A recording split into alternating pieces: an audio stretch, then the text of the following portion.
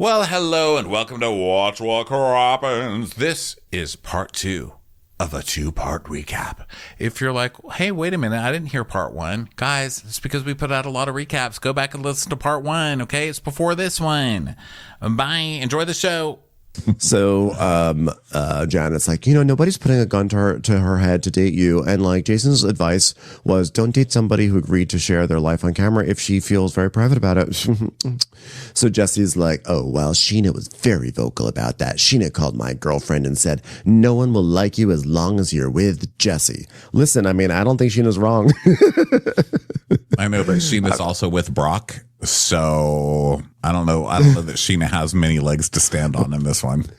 True, but Brock has an Australian accent and Jesse has a hair dent. So I don't know. I'm still going to say Jesse's worse. Sheena, who tried to get Ariana to make up with Tom so she could still have a show to shoot on. It's like, don't be nice to the bad guy. So Andy's like, so Jesse, do you think Michelle is anxious to finalize her divorce so she can get married to Aaron and start a new family? And he's like, if that's the next step, that's fine. I can't wait until I stop her new babies from seeing her dying mother. All right, Jax, hearing all this, were you listening, Jax? He's like, no. Okay, well, do you think it's going to be hard for you when Britt starts dating a man and she introduces him to Cruz? He's like, yes. Do you think it's going to be hard for you when she just dates a man without introducing him to Cruz? Yes. Do you think it's going to be hard for you when Britt just sees a man?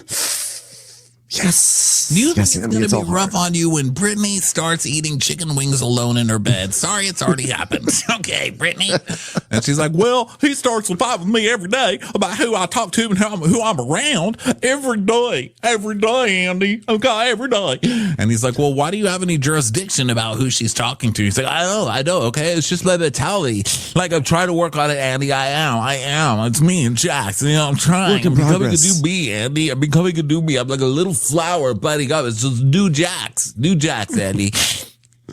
Kristen goes, just keep it to yourself. Just don't say it to her, okay? I get triggered though. Yeah, I get triggered. I'm triggered. Do you have a therapist? Yeah. Do you go to the therapist?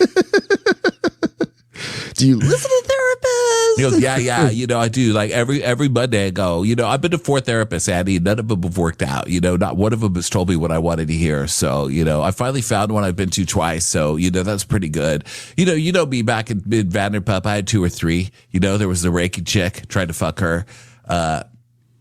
There was the other chick, I don't remember what she was doing, trying to fuck her too, though. But, then I went to that meeting with Laura Lee or whatever the fuck her name was, dumped her outside of the AA meeting. So that was like therapy, right? Yeah, I've been trying, Andy. I've been trying. All right, well, have his Monday therapy sessions improved anything for you? She's like, no. It's like, and he's like, okay. Well, Jesse, I want to talk about your budding romance with Kristen and Luke. You reached out to Kristen with an apology at the beginning of the summer. Why would you do that aside from because the producers told you to do it? He's like, well, listen, Kristen sent me the most gracious text message. I was like, wow. That's very, very, very big of her to take that first step. It basically said, do you mind bringing napkins to our park wedding? And I thought it was nice for someone to see some utility in me. And I started to just think about what my role played and what happened last year, which is, of course, all Michelle Lawley's fault. I love Kristen and Jesse are just both so full of shit. You're friends because you both hate Michelle and Michelle hates both of you. And you have now teamed up so that you have allies. Like, why are we acting like, wow, they became friends because they were really kind to each other in a text, but whatever. Right. No. So she says that she was wary of him inviting her over, but she went anyway. And, I don't think he really understood, Andy, that when he does things like slams his hands on the table, like, whoa, or yells at a woman, or threatens her, that could be triggering to women, because sometimes women go through those things. So he just had to understand that little part, and then we were good. Oh, I love it. Oh. He's like, I didn't know that threatening women was triggering. Yeah. God. So I like that. It's like, just a slamming on the table. It had nothing to do with the words that came out of his mouth or his personality. It was just merely that he made some loud noise, and that was triggering. Okay, great. Yeah. So there was no I'm sorry, but it was easy to give him a chance once he realized he was a triggering person. So next question is to Michelle. You know, you told Jesse he loves to cry, so people think you're cold and insensitive, which we've gone over. It's true. And she's like, yeah, I'm guarded. It's hard for me to cry, but he can cry, you know, at the snap of the fingers. And people love to see a man crying and being vulnerable. And then they show a montage, which is great, of him just fake crying throughout all the years. And the best one was when he was crying. Michelle's like, oh, give me a break. And he's like, ew. And he turned evil and dropped the tears, right? Yeah. So Kristen's like, I think the conversation, that last one, the montage, that was one of the most raw and vulnerable conversations from both of you. But then it turns out after that nice conversation at the end of the season, it went sour right afterwards, which is like not a surprise. So Jesse explains it. He's like, you know, he is a crier. He's like, I've seen Rudy 40 times and I cry every single time they carry him off the field. I don't know if you're still a faker. You're still a fake crier. You can cry at a movie and still be a fake crier. I hate to break it to you. Just Jesse making another hilarious pop culture reference to, you know, get his charm out there instead of just fessing up to being a fucking faker or manipulator. You know, he's like, this is Rudy suits. Janet's like, well, I like Dave and Buster's. So yeah, Janet calls him out for that like fake cry when they dried up really quickly. And he's like, which conversation was that? Michelle's like, the scheduling conversation. And Janet's like, yeah, those tears were really gone. And then it just cuts to Zach going, we could say the same thing about you. Zach getting a nice little lick in there. So Jesse was like, those tears were like the first holidays since we separated, that we wouldn't be together. Those were holiday fake tears. So Jason's like, well, I think like at the time we were filming, I mean, you guys were only separated like less than a year. So I think you guys are saying like, unless Jesse's a complete sociopath, he would have tears. Like it's an emotional situation for everybody. No, we are saying he's a sociopath, Jason. That is exactly correct. We are calling him a sociopath. Yeah. And there's no two ways about it. It's all in the eyes, Jason. But glad you're here to stand up for another abuser piece of shit male. Okay, Jason. Jason's like, I mean, unless you're calling him a cold, manipulative asshole, I mean, I think he, of course, would be emotional. Like, yeah, we're calling him a cold. That's exactly what we're calling him. We're saying, Jason, you'd be really great at balderdash. So Andy, is balderdash for the one where you explain things and people have to figure out what they are? Sort of, yeah. Definitions. Yeah, nailed a balderdash joke. Mm-hmm. Okay, so Andy's like, okay, we're back. Nia, I heard about your new house in Santa Clarita, sucker. What made you fold so quickly? And she's like, it's really big. I have 5 bedrooms. I mean, sometimes I drive back to Santa Clarita and I look around and, you know, I do what most citizens do in Santa Clarita. I go, ew, I'm in Santa Clarita. But, you know, the house is really big. She really is like, oh my God, what is this choice I made? Okay, just remember, you have an extra room now. Someone's not going to be president of like the Chamber of Commerce in Santa Clarita. She's like, God, this place sucks. Jasmine, just realized you're here. Did you sell them the house? Jasmine's like, no, I don't work in that territory. I'm just kidding. Just in case I got transferred there. But no, I would never sell a house in Santa Clarita. All right. Well, as multiple marriages were coming apart at the seams, a thread known as Boys Chat was going strong, fueled by drama, scandal, rumors, and apparently lots of vagina pics. Jax, for all of us who are not lucky enough to be on Boys Chat, pull the curtain back for us. No, that's not the same as show us your dick, although you can if you want. Okay, pull the curtain back for us. And what kind of things are you guys talking about? Well, it started at Schwartz's wedding. You know, just kind of started out as like all the guys talking, Andy, you know, because like we were all living in little houses on the property. So we started sending texts and stuff. Oh, yeah, they were sending pictures of like vaginas to each other, slipper vaginas. I don't know what that means, but vagina pictures, you know. And degrading women 24/7, okay? And Andy's like, okay, who on this stage is still in the Boys Chat? And is it just Jax and Jesse? And is it true that Kenny from Love Island season 6 is in the Boys Chat? Oh, that's a whole different. Gross. God, that turned out to be horrible. I never saw. I would like to think of myself as a pretty good judge of character. I never saw that coming from Kenny. Did you? I did not. I always thought like there was it was an odd duo, the two of them. You know, he was always showing up in khakis.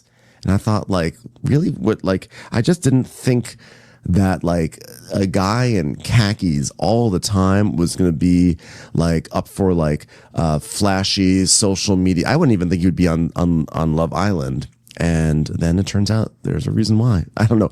You can wear khakis and not be like a racist and all the things that ain't clout chaser like Kenny is. I'm just saying that, like, yeah. Well, for those of you who don't know, this is a couple, like one of the favorites from last 2 seasons ago of Love Island that are now on this Love Island, Beyond the Villa show. And apparently she went through his phone and found all these texts where he's like, I don't even like black women, and was calling her all these names, and like horrible allegedly. stuff. Yeah. Yeah, I mean, I just see what I see on the internet. So yeah, I'm just saying. But yeah, it's the N-word. Yikes. Yeah. So he turned out to be a real piece of garbage. Yeah, he turned out to was texting his friends. God, I thought he was so nice. He talks like this. He cried. You know, usually I believe the criers, not Jesse. Proud of you. Yeah. Yep. Well, yeah, I failed on that one for sure. So anyway. Danny, Zach used to be on it, but he left. He's like, I literally got out because of what they were saying. And also because of vaginas. And also because of vaginas. They were terrifying. It was a terrifying chat. Yeah. Janet's like, one vagina and Zach is out. Sandy's like, okay, so it's really just Jesse. Like, it's only Jesse and you who are in the boys chat right now. And Danny, well, you're not in it. I used to look at it when I was with Jax. Jax would show me everything. Which is hilarious because Danny got kicked out for showing people, and Jax was doing it the whole time. He'd show me Jesse's messages, and he would talk about how horrible Jesse was and all this. Like, he did not like Jesse, I don't think. And like, not at all. Like, not even a little bit. Called him short, you know, all sorts of the dead eyes, you know, sort of shriveled up little tiny pee-pee. You know, you're showing all these naked girls and everything. Just a lot of dirty, nasty things in there. And Jax is like, locker room talk. Works for Trump. Yeah. So locker room talk. Look, boys will be boys. We can say all these things. It's just locker room talk. It's because we're not saying it publicly and we're not saying it to their faces. We're just saying it privately and perpetuating our ideas. Yeah. Boys chats are disgusting. I mean, I have a boys chat with my gay friends, and it's disgusting. You know, we don't demean women in it. We demean other men. But, you know, I can only imagine what straight guys chat is like. Ooh. Yeah. It's like, I don't know. Like, I'm sort of like, I have a weird feeling like when Brittany was like, yeah, I used to watch, Jax used to show me, I would see all these things, and like, on the one hand, I understand, you know, you're going to protect your husband because it's your husband. But there's also an element of like, I don't know. I kind of feel like as soon as this marriage was falling apart, she should have been like, okay, I'm not going to protect him anymore. And this is what he's been saying. And this is what all these guys have been saying. I don't know. There was something like, I got the sense that Brittany was still protecting the guys. And because she was seeing all this stuff, and she said nothing. We didn't have any indication until right now. And she's like, oh yeah, I saw this and I saw that and I saw that. I was like, you're really going to keep protecting these guys? I mean, I'm sure there's more to the story than that, but I had a weird reaction to it. I think that when you have a husband who's in a boys chat, you're just like, it's boys chat. I mean, what are you going to do? They're disgusting. I think a lot of people are just like, well, they're boys. That's just what boys do. They have a boys chat. Yeah, I guess when we watch these shows, we expect more purity. You're like, well, why didn't she take a stance? No, I don't expect more purity from Brittany. My God. So, like, all right, Danny, you broke the number one rule of boys chat, which is don't speak about the boys chat to the wrong person, I should add. Why did you tell Luke that Jesse said Michelle was sleeping with the billionaire for $1,500 a night? And Danny's like, yeah, hand to God. One hand to God. Oh, by the way, God, I am so sorry. I did not remember that I put my hand on you like that. I am so sorry. It will not happen again. Okay, hand near God, I should say. I obviously had my mic on, and we were talking, and I just like having a conversation about Jesse and Michelle, and I thought we were wrapped for the day. I didn't know I was still being filmed. Yeah, it's like, I didn't know there was a camera right behind me. That's literally why I'm whispering. No, that's not how it happened. sorry, but the camera was not behind you. Didn't we see him full on? There were cameras surrounding you, sir. It was not like some hidden camera footage, liar. You did that on purpose because you brought it up to Luke on camera, and then no. You did not think you were Rat. So Danny's like lying, and Janet just mumbles. She's like, we all know how cameras work. He's an actor. Well, he's a voice actor. Well, he is also an actor. I guess, does he actually play the zombies or do the voiceover for zombies? He was on the OC. He had a role on the OC once, so he knows how cameras work. He's also shot a reality show for an entire season. Yeah. I just thought that was nice of Janet to say, because I never thought she would give him credit. Like, he's an actor. Let's elevate his career that way. Yes. It's time for a commercial. It's time for a Crappens commercial. Andy's like, Jesse, did you really believe it? And he goes, oh, the second I sent it, I regretted it. Even though I've said it 20 more times during the season and probably said it multiple times in that chat. You did not regret it whatsoever. You regretted it as much as Danny didn't realize there was a camera on him. So, Michelle, you told the girls that Jesse spent all your money and is broke. Tell us more. And Jesse's like, well, I mean, I seem to be living fine right now. She's like, oh, yeah, who is paying your rent? Who's paying daddy's bills? And he goes, well, I am. And, I've been paying my rent, and I have been since you moved out. And she goes, and who is lending you money to pay your rent? And he just like looks defeated. He's like, he just rolls his eyes like, great. Thanks a lot for bringing up the gay guy again. Yeah. Well, you talked to the Zen party that you were overwhelmed financially. It's okay to admit it. He's like, well, it's double the expenses with half the income. And we sat down in the living room and talked about her moving out, and we had actually talked about the two of us finding a new place together. By the way, why is it double the expenses? It should be the same amount of expenses with half the income. So she's like, whatever happened was you said I had to leave the house and you were never going to leave because it was your house. And even though we both pay rent in the house, and you said I am not leaving over my dead body and you sleep downstairs, and it was unbearable. So I finally found a place. I bought new furniture. I paid 2 rents, and that is what happened. So she's paying 2 rents, I guess, because she's still on the lease. That sucks. Probably. And that's such the man thing to do on this show too, because that's just what Jax did. He's like, that's exactly what Jax did. So shitty. And also, why don't you just break the lease and move?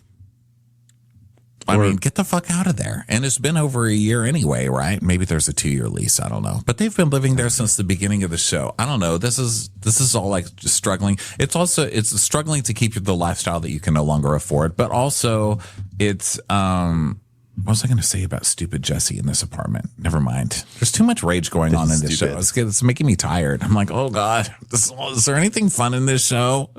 Oh, it's also him trying to manipulate her into just staying, right?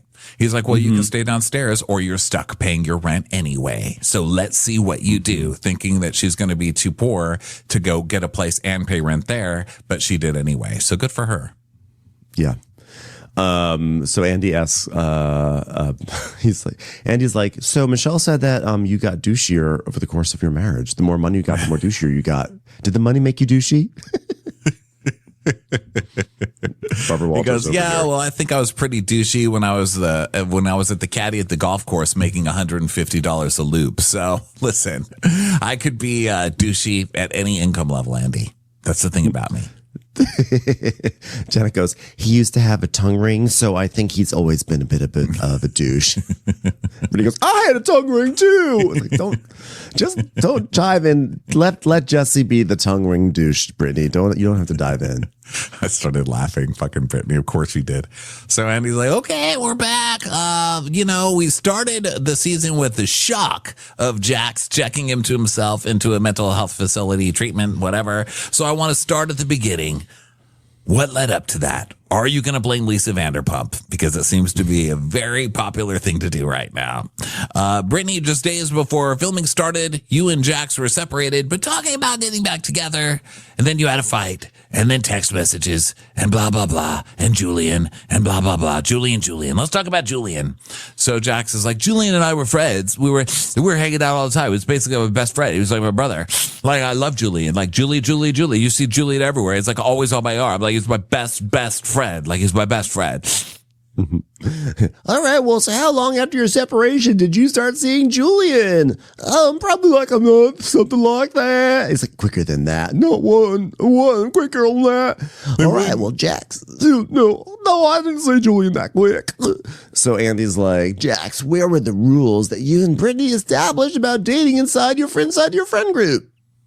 Honestly, we didn't like have a rule on the friend thing. It's just like you automatically assume, you know, like I think it was like a little sooner than a month. I mean, I don't know. Like it was hurtful. It was hurtful, Andy. It was hurtful. And it went against what I said too. You know, I had someone at the house too. She goes, multiple people. You had one person with the boobs of 10 people. Show her picture. Except just the boobs fill the screen. Giant boobs. Okay, I'm not trying to start a war here. I was just, that's what it was hurtful to me, and this is just what made me spiral. That's all. It's like, hey, why extremely aggressive? So now she talks about how he threw the coffee table. It landed on her knee turned black. He threw both bar stools. He threw her Stanley cup and broke it. He threw her phone and broke it. He threw her laptop and broke it. And then she says he threw me into the rose bushes. I didn't know about the rose bushes part. I mean, now we've been saying, obviously it always has been domestic abuse, but we didn't actually know he had literally put his hands on her and done something. But now she's saying he's thrown her into a rose bush, and he doesn't even really deny it. Yeah, well, actually, no, he says, I did not throw you into the rose bushes. And she goes, yeah, you did. I'm like, my close friends have seen videos from the ring cam. And also we knew he threw a coffee table at her and made her knee turn black. So it's always been that. There's never been a question on this. No, I know, but like it's never been a question about that. I'm just saying now it's like another element in it is that he's actually physically touched her. Jesus. And thrown her, and everyone has seen it. Everyone's like nodding, and I don't know why I said he doesn't even deny it when he literally says, I never did that right next. But everyone's like nodding, like we've all seen it. And like, it's also the balls on him that he's going to deny it when he knows it's true.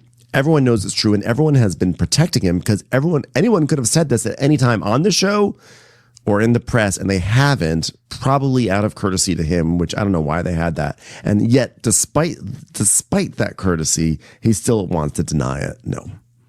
Yeah. So Brittany's like, everyone's seen the videos, Jax. And so the question is, how long did she date Julian? And she's like, I didn't date him. We were just hooking up. And another thing, like whatever, maybe it was weird that I hooked up with someone that was around my friend group, but my confidence was at an all-time low. I mean, this man degraded me. He put me down. He body shamed me constantly. He hit the ranch dressing. Okay. And Julian gave me attention and I needed that. Jax stole my Sporkle. You stole my fucking Sporkle. I literally lost my Sporkle. And Jax just rolls his eyes. It's like enough with the sparkle. Everyone That's knows just what I want to say. Sporkle. That's how I talk about myself, Sporkle. I mean, I had your son and you body shamed me for stretch marks, okay? You body shamed me. He's like, I never did. I'm sorry, I was still laughing at Sparkle, not stretch marks. But I just love Brittany going, I lost my Sporkle. He literally called me a tree trunk because I had stretch marks. I didn't do that. Guy. And they're all like, yes, you did. The one that you love. Oh, one that you're supposed to love. They're all saying, yes, you did. We've seen it in the text messages. You fucking loser. You not only did it verbally, you did it in text it's evidence, sir. And it's like, yeah, you called me a tree trunk. And he's like, no, I didn't. And Janet's like, just apologize. So he's like, okay, well, I'm very sorry about this. Like, I'm sorry about all of it. Just everything, to be honest. It's like the last thing I wanted, everybody's seeing this. Like, everybody's seeing it. I can't control it, you guys. I have anger. I can't control it. Well, more importantly, Brittany on Watch What Happens Live says you're bad at sex. Let's look at this. This is more important. So we see that Brittany gives him like a low ranks, says sometimes it was like a 7 or an 8, but usually it was a 2 or a 3. So Jack's like, oh, come on. When you're in a toxic relationship for so long, You just don't have the interest anymore. I'm like, you brought the toxicity. It wasn't her. Well, Yeah. or she had some of it, but like you were pretty much the toxic waste in this situation. Yeah, well, you didn't touch me for years. He did not make me feel good about myself. He put me down. He barely had sex with me for the past 3 years. I mean, why would I be like, yeah, he's great in bed. Yeah, he's great. I just love having sex with no Sporkle. And so Jax is like, yeah, I pushed her away. I did everything in my power to get me to leave me. She just wouldn't, Like I caused so much pain and so much drama. All the alcohol, the drugs, that was just the icing on the cake. And, I think you'll agree with me. When I started to get bad, it was when I lost my job at Vanderpump, because not only that happened, COVID happened, and then my wife's pregnant, and I'm freaking out financially. Like, what am I going to do? How am I going to handle this? And then Brittany, and she goes, yeah, he started turning on me because I was the one making money instead of him. And instead of being happy for me, he held it over my head and he held it against me. Well, shouldn't you have been happy that she was bringing in the money? He's like, yeah, but like as a man, you just want to be able to support your family so that you can hold it over their heads when you cheat on them, And Brittany's like, well, we weren't in competition. We were a team, okay? And I loved him so much, and I was trying to make our marriage for years, and I was trying to make it work, and then I brushed it off, and I forgave him every single time. Now he apologized, and I promised that he promised that he'd change. He promised he'd get better. He promised he'd bring my Sporkle back, and I really believed him because I loved him so much. Like, you can never deny that I tried everything I possibly could to make this relationship work, and you treat me worse than anyone would. So didn't she say somewhere in here, like, he got jealous of her making the money and he tried to call a lawyer on her, like, to get some of the money? Like, I could have sworn she said something like that. I don't have it in my notes. But Andy asked about an agreement about co-parenting, and she has full custody. And when the divorce is final, she'll give him every Wednesday and every other weekend. And then, like, if I need to get my nails done or something like that, like, he just has to pass the drug test. And Jax is like, yeah, I agree. So has Cruz been to the condo? And yes, he gets to see Cruz now. And it took some time, which I totally understand. Like I don't want to uproot our son. Like, Brittany knows that. I don't want to uproot our son. And they all start laughing because she's like, yeah, because I had to be the one to take our autistic son and move into an Airbnb because you wouldn't move out of the house, knowing that he needs stability. I mean, this is just like, we know all this, but it's just so painful to watch him sit up there and try and be the victim over and over. And everyone knows I just want stability from my baby. You kicked them out of the house. Yeah. And she's like, yeah, you didn't pay you kicked us out, and then you didn't pay the mortgage for 7 months. He goes, yeah, well, not on the mortgage. I didn't pay my car note. I didn't pay anything. He says it as if it's like, oh, so it makes sense in the context of these things too. It's like, no, that's even worse. You're totally irresponsible. You're an irresponsible person, and you definitely should not be in a position of like being a guardian to this child. Well, he's wording it in a way that's like, yeah, I didn't pay my car. I didn't pay anything. I just let it all go because I was just done. I was just done with this depression. Surely, America, you understand what I'm going through. Ugh. All right. Well, after the explosive fight with Brittany, Jax made the decision to seek help at a mental health facility called Denny's. Denny's does mental health. Is that true? He's like, well, I had to, Andy. My job was on the line. My son, you didn't give a fuck about your son. And I'm so sick of you bringing up your son over and over again. Like, that's your shield, You don't give a fuck about your son. You never have. You fucking kicked your son out of the house. And now you're going to sit up here and cry your son I want to see my son. You never tried to see your son when you got out of there. Shut the fuck up about your son. You don't care. Do your son a favor and never go around that kid again. Let the kid pretend that you're fucking dead, because that would be better for him. And then his whole, my job was on the line. Yeah, you went there because they threatened to fire you unless you went after you abused your wife again. Yeah. And note that he listed his job first before his son. Of course. So Andy's like, and so your job with the show is like, yeah, I was just in such a bad place. I didn't want to go. I didn't think I needed help, but thank God, because my job and my son, those are the two most important things to me, especially the job. And, Carlos, or whatever my son's name is, also important to me. So once you start taking those, those things away, it's just like, Jesus, you need to go to rehab, And he's like, well, you actually went twice. Like, yeah, I relapsed. Although does it count as a relapse if you were never quite like unlapsed in the first place? Isn't it just the first time? I don't know what it is, but they made me go back another time. I was trying to get the timeline of this because it's been so confusing over the season, you know, like what we've seen and then what's being reported. So from what I've been able to find out, and this comes from a report on Brittany talking about it on her podcast. Apparently he went the first time when the show made him, which we saw on camera. He went to this whatever fluffy duffy outpatient type thing where like he could leave is what I mean, which is the one we saw on the show. And then he was using, so he got sent back to, he went to an actual rehab, and then he didn't like that because they were, you know, they're going to be a lot harder on you in like a real rehab. So he left that after 2 days, and then he fucked up again, and then went back to the floofy doofy one, and then left after 17 days because he couldn't handle that either. So this guy's never made a real fucking effort. No, he really hasn't. So here he's saying that, like he was out, like Brittany's saying he was out the first week, and she says the thing with him was the first time he acted like the drugs and the alcohol were not a problem. And he's like, no, drugs and alcohol, I think, are not the big problem. I feel like, you know, you're just masking hurt, like whatever you're going through, fighting, all the stuff I was doing to Brittany, and I was angry, and I would use drugs and alcohol to take away just for a couple of hours because I'm the one who's the real victim here. I'm like, well, maybe it's all of the above. Maybe it's the drugs and the alcohol and the emotional shit. But he now says he's been sober for 156 days, except for weed. And Andy's like, do you believe that he's sober? And, you know, she's like, well, he does a drug test and he passes. And, you know, I give them to him sporadically. And he's like, twice? You only gave me drug tests twice. Shouldn't you be happy about that? Kind of. He's like, I know. He's like trying to hold her. Well, that's also his big thing that he's hinted at a few times. Like, well, you know, I only got like this because Brittany let me. Like, I don't know why she put up with it this long, you know? Like, I didn't realize how out of control I was, and Brittany just let it happen. And she's like, yeah, I got 100 pack of drug tests, so, you know, I can test him. He's like, yeah, he did it twice. She goes, well, I get a call every Monday from a guy.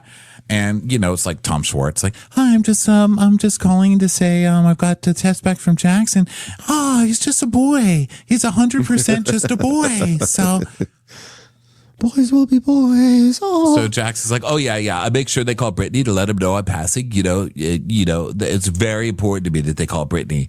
And she goes, yeah, but who's the person that made it happen? And he goes, okay, well, no one made it happen, but it was just the right thing to do. It was just the right thing to do. She's like, I made it happen. Oh, by the way, are you on steroids? And he's like, no, I'm not a steroid. She goes, yeah, really? Because your attitude and your personality, and this is a thing that Stassi had problems with too, right? Like he was having rage fits and all of this shit too, and she went and got rid of all his protein shakes and all this other shit. Yeah. He's also roiding out. So she's saying his personality is so crazy, and she's like, okay, so if it's not drugs and it's not steroids and it's not alcohol and it's not this or it's not, then why are you still just as crazy as before? Are you saying his anger has not improved? What? So you worked on your anger? He's like, no, I'm trying to work on my anger, and I'm still very trying to work on that. I'm very trying. And he's like, but it sounds like she's saying it hasn't changed. He's like, I think it's gotten a lot better. I mean, do you agree it's gotten a lot better? She's like, some days okay, but she's basically like, no, it has not gotten better. So Andy's like, well, I would assume that you would agree that if you were on steroids, it would be detrimental to your anger issues. Have you thought about this, dum-dum? And he's like, look, I'm not on anything except steroids and everything I was doing before. Keep testing me. I want you to test me. Hold me accountable in my head. If I ever try to slip again, I know you're going to test me. I want you to test me. He's doing the exact same thing that you said, where he's still kind of like putting it on someone else to keep him on the straight and narrow instead of himself. He's like, yeah, please keep me straight, please, because I don't want to touch drugs and alcohol again because like it's fucked up my life. Well, we know that's a lie because you just said 2 seconds ago that it's not drugs and alcohol, it's anger. So we know that this is a prepared bullshit speech that the owner of Rocco's gave you to read. So please, with this. Yeah. And he's like, it's just so hard, you know, like, and I know I'm not the victim. She's the victim. She's the victim, you know, not me, but I'm just human. I'm human, you know, and some people think I'm the devil, and I get it, but I have feelings too. Like, it's the hardest fucking thing to do in front of God and everyone in the audience. Please. You've taken nothing but joy in being an abusive piece of shit for years now. I do not believe you. I do not believe you. I don't even care if you're sober. I don't care if you get your shit together. To me, it's too little too late. Goodbye. Stay off of my TV. Stay away from me, and stay away from anybody who is a decent person. You are a piece of shit. You are irredemptive. I don't care if you get clean. I don't care. It doesn't even matter. You're a terrible person.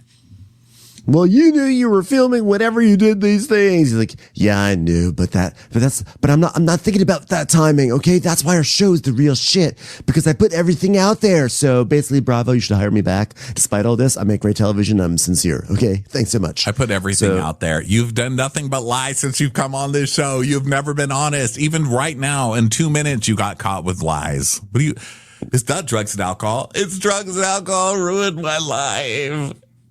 I want nothing but for my son to have stability. You kick them out of your house. Like, there's too much to even list with you. Just shut up.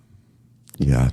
Wow. Well, that was the first episode. We got 2 more to come. There's going to be a lot of stuff to cover on this reunion. Piece of shit. Oh, and by the way, congratulations to Danny, who brought out on the season finale that Jax was fucking his employees over at Jax's Bar and Grill, and then Jax got fired the same week.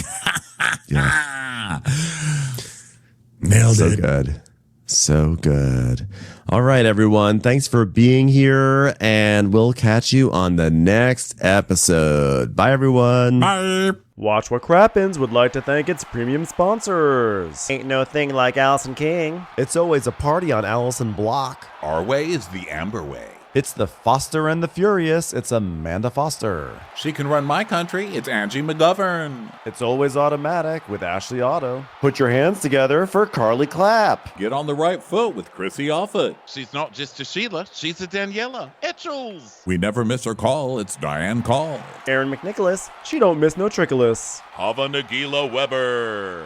You'll never hide from Heidi Eleanor Jones. I go, you go, we all go for Hugo. Jamie. She has no last namey. She's our kind of mess. It's Jennifer Messer. Sip some scotch with Jessica Trotch. She's our favorite streamer, Caroline Peacock. Kristen the Piston Anderson. Get a bee in your bonnet with Lacey B. Que sera, sera, whatever will be, will Lauren Silsby. Bringing the funk, it's Leslie Plunkett. She gets a name from us. It's Lindsay D.